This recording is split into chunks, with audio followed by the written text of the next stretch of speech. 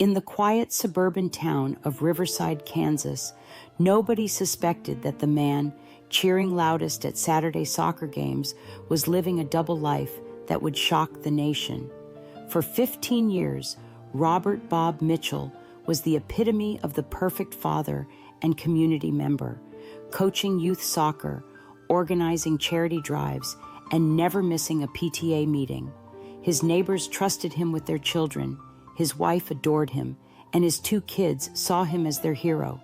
But behind this carefully crafted facade lurked one of America's most methodical serial killers, responsible for at least 12 brutal murders across 3 states. The truth about Bob Mitchell would shatter an entire community's sense of safety and prove that evil can hide behind the most ordinary smile. Robert Mitchell moved to Riverside in 2008 with his wife Susan and their 2 young children, Emma and Tyler. At 35, Bob seemed like the ideal suburban dad, tall, athletic, with an easy laugh and a firm handshake that made other parents feel instantly comfortable. He worked as an insurance adjuster, a job that required frequent travel, which he claimed was necessary to support his family's comfortable lifestyle. Within months of arriving, Bob had volunteered to coach the Riverside Rangers, a youth soccer team for kids age 8-12. Parents were thrilled to have someone so dedicated and patient with their children. "He was like a second father to my son," recalled Janet Morrison, whose boy played on Bob's team for 3 years. "He never raised his voice, always encouraged the kids, and made sure everyone got equal playing time. We all thought he was a saint." Bob's involvement in the community went far beyond soccer.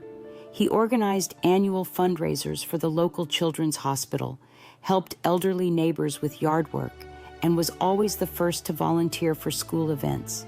His wife, Susan, a kindergarten teacher, often bragged about her husband's dedication to their family and community. Their home on Maple Avenue was the picture of suburban perfection: manicured lawn, white picket fence, and a minivan in the driveway with soccer ball stickers on the back window. Bob would wave to neighbors every morning as he left for work, coffee mug in hand, looking like he'd stepped out of a family sitcom. No one could have imagined the darkness that consumed him once the sun went down. The first hint that something was wrong came in March 2023, when Bob's behavior began to change subtly. Parents noticed he seemed more distracted during practice, checking his phone constantly and sometimes ending sessions early. His wife, Susan, mentioned to friends that Bob had been having trouble sleeping, often getting up in the middle of the night to check on work emails. What she didn't know was that Bob was actually monitoring news reports about his latest victim, a 28-year-old woman named Lisa Chen, who had disappeared from a parking garage in Kansas City 3 weeks earlier. Bob had been following Lisa for months, learning her routines, waiting for the perfect moment to strike. The thrill of the hunt and the power he felt over his victims had become an addiction he could no longer control. The investigation that would eventually expose Bob Mitchell began not in Riverside, but 200 miles away in Topeka, where Detective Sarah Williams was working a cold case from 2019. Maria Santos, a 31-year-old nurse, had vanished from her apartment complex, leaving behind no trace except for security footage showing her talking to a man in the parking lot. The video was grainy, but it showed a tall, well-dressed man who seemed to put Maria at ease before they walked out of frame together. Maria's body was found 6 months later in a wooded area outside the city, and the case had gone cold despite extensive investigation. Detective Williams had been haunted by the case for years, and when similar disappearances began occurring in Kansas City and Wichita, she noticed a pattern that chilled her to the bone.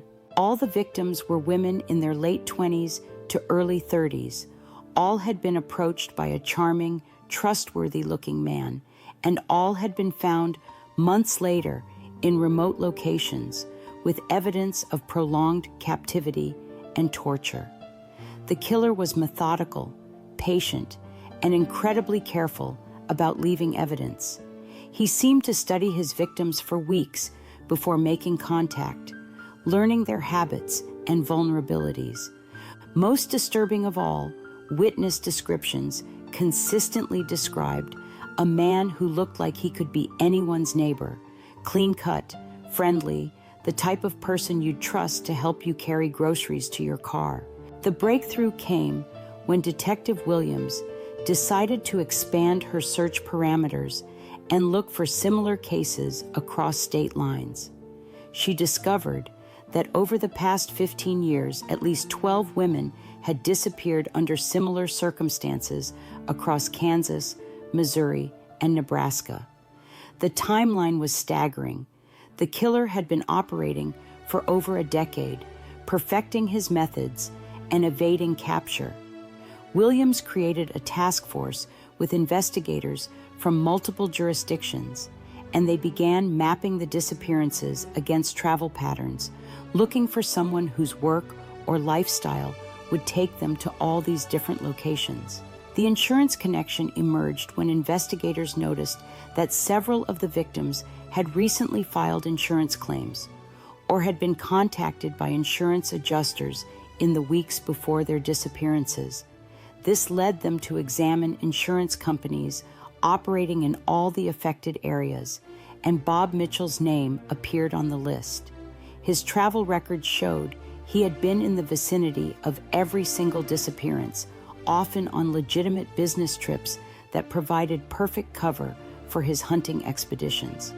The task force began surveillance of Bob in April 2023, not yet knowing they were watching one of the most dangerous predators in American criminal history. What they observed during weeks of surveillance painted a picture of a man living two completely different lives. During the day, Bob was the perfect family man, attending his daughter's piano recital, coaching soccer practice, grilling burgers for the neighborhood block party. But at night, he would often leave his house after his family was asleep, driving to different cities under the pretense of early morning business meetings. Investigators tracked him to parking lots, shopping centers, and apartment complexes where he would sit in his car for hours, watching women, taking notes, and photographing potential victims. The methodical nature of his stalking was terrifying. He would study a woman for weeks, learning her schedule, her vulnerabilities, her routines, before making his move. The evidence against Bob Mitchell was overwhelming, but investigators wanted to catch him in the act to ensure a conviction. They set up a sting operation using an undercover female officer who fit the profile of his previous victims. Detective Lisa Rodriguez, a 29-year-old who had volunteered for the dangerous assignment, posed as a marketing executive who had recently moved to Kansas City. The team created an elaborate backstory for her, complete with social media profiles and a fake apartment, then waited for Bob to take the bait. It didn't take long. Within 2 weeks, Bob had identified Lisa as a potential target and began his usual pattern of surveillance and stalking. The night of May 15th, 2023, Bob made his move. Surveillance teams watched as he approached Lisa in a parking garage, using his well-practiced routine of appearing helpful and trustworthy. He offered to help her with a flat tire that he had caused by placing a nail near her car earlier that day. As Bob led Lisa toward his van, claiming he had tools to help, tactical teams moved in for the arrest. The look of shock and confusion on Bob's face as he was surrounded by armed officers was captured on body cameras, showing the moment when his carefully constructed double life came crashing down. The search of Bob Mitchell's home revealed the true extent of his crimes.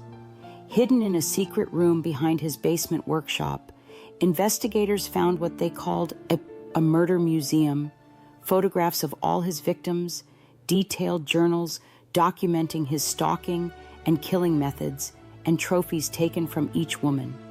The journals were particularly chilling, written in Bob's neat handwriting and describing his victims as projects and experiments. He had rated each killing on various criteria, constantly trying to perfect his methods and extend the time he could keep his victims alive. The level of planning and organization was unlike anything investigators had seen before. Perhaps most disturbing were the entries about his family life, where Bob wrote about the thrill of maintaining his normal facade while harboring such dark secrets. He described coaching soccer games just hours after torturing a victim, and how the trust and admiration of other parents fed his sense of power and control.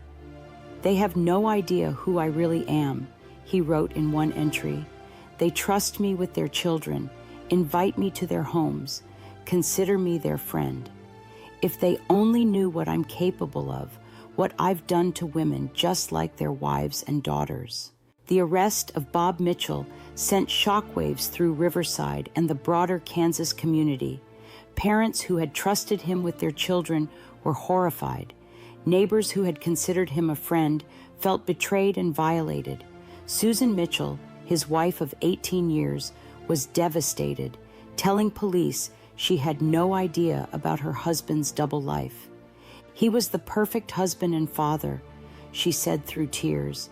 "He never missed a bedtime story, never forgot an anniversary. How could I have lived with a monster for so long and not known?" The psychological impact on the community was profound. If Bob Mitchell could fool everyone for 15 years, who else might be hiding similar secrets? The trial of Robert Mitchell began in January 2024 and became one of the most closely watched criminal proceedings in Kansas history. Prosecutor Jennifer Walsh presented a case built on overwhelming physical evidence, detailed surveillance footage, and Bob's own written confessions found in his journals. The prosecution painted a picture of a calculating predator who used his position as a trusted community member to identify and access victims. "He weaponized trust," Walsh told the jury. "He used his reputation as a good father and neighbor as camouflage for his true nature as a serial killer." The defense, led by attorney Marcus Webb, attempted to argue that Bob suffered from dissociative identity disorder, claiming that an alternate personality was responsible for the murders, while his primary personality remained unaware. They brought in psychiatric experts who testified about the possibility of multiple personalities, suggesting that the Bob Mitchell who coached soccer and attended PTA meetings was genuinely unaware of the actions of his murderous alter ego. However, the prosecution's evidence was too strong. Bob's journals showed clear awareness and planning, and there was no evidence of the memory gaps or confusion typically associated with dissociative disorders. The most compelling testimony came from Detective Sarah Williams, who had spent years tracking Bob's crimes. She walked the jury through the timeline of his murders, showing how each killing had become more sophisticated and brutal.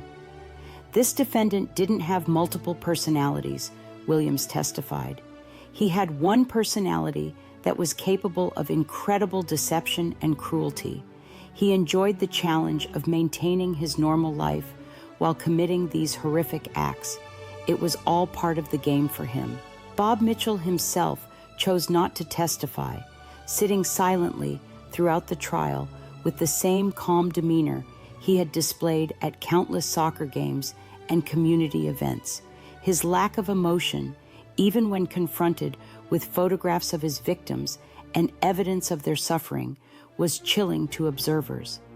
When the guilty verdict was read on all 12 counts of first-degree murder, Bob showed no reaction, staring straight ahead as if he were watching a movie rather than learning his fate. The sentencing phase revealed even more disturbing details about Bob's crimes. Victim impact statements from the families of the women he had killed painted a picture of lives cut short and families destroyed. Maria Santos's mother spoke about the years of not knowing what had happened to her daughter, the false hope every time the phone rang, the sleepless nights wondering if Maria was still alive somewhere. "He didn't just kill my daughter," she said, her voice breaking. "He killed our hope, our peace, our ability to trust anyone ever again." Judge Patricia Morrison sentenced Bob Mitchell to death, calling his crimes among the most heinous and calculated acts of violence this court has ever encountered. In her sentencing statement, she noted the particular cruelty of Bob's deception, how he had used his position as a trusted community member to facilitate his crimes. "The defendant didn't just kill 12 women," Judge Morrison said.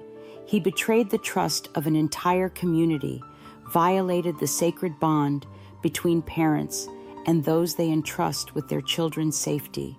The aftermath of Bob Mitchell's conviction continued to reverberate through Riverside and beyond. The Youth Soccer League disbanded, unable to continue after the revelation that their beloved coach had been a serial killer. Many families moved away, unable to cope with the knowledge that they had welcomed a murderer into their homes and trusted him with their children. Susan Mitchell divorced her husband and moved across the country with their children, changing their names and trying to build new lives away from the shadow of Bob's crimes. The case also sparked a broader conversation about the nature of evil and how well we really know the people in our communities. Psychologists and criminologists studied Bob Mitchell's case, trying to understand how someone could maintain such a convincing facade for so long. Dr. Patricia Moore, a forensic psychologist who examined Bob after his arrest, noted that his ability to compartmentalize his life was extraordinary.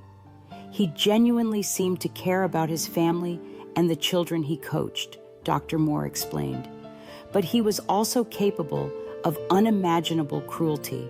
It's a reminder that human psychology is far more complex than we often assume. The investigation into Bob Mitchell's crimes continues even today, with law enforcement agencies across the country reviewing cold cases that might be connected to his 15-year killing spree. The FBI estimates that he may have been responsible for as many as 20 murders, making him one of the most prolific serial killers in recent American history. His case has become a textbook study in criminal psychology programs and a cautionary tale about the dangers of assuming we know someone based on their public persona. What makes Bob Mitchell's story so terrifying is how ordinary he seemed, how completely he fooled everyone around him. He was the neighbor who would shovel your driveway after a snowstorm, the coach who made sure every kid on the team felt included, the husband who never forgot to bring flowers on Valentine's Day. The revelation of his true nature shattered the sense of safety and trust that holds communities together, proving that sometimes the greatest monsters are the ones who look most like us. As we reflect on this chilling case, we're left with unsettling questions about the nature of trust and the masks that people wear. How well do we really know our neighbors, our friends, the people we trust with our children? What warning signs might we have missed, and how can we protect ourselves and our loved ones from predators who hide in plain sight? Share your thoughts in the comments below, and remember to like, subscribe, and share this story to help spread awareness about the importance of staying vigilant, even in our own communities. The Bob Mitchell case reminds us that evil doesn't always announce itself. Sometimes it wears a friendly smile and coaches your child's soccer team.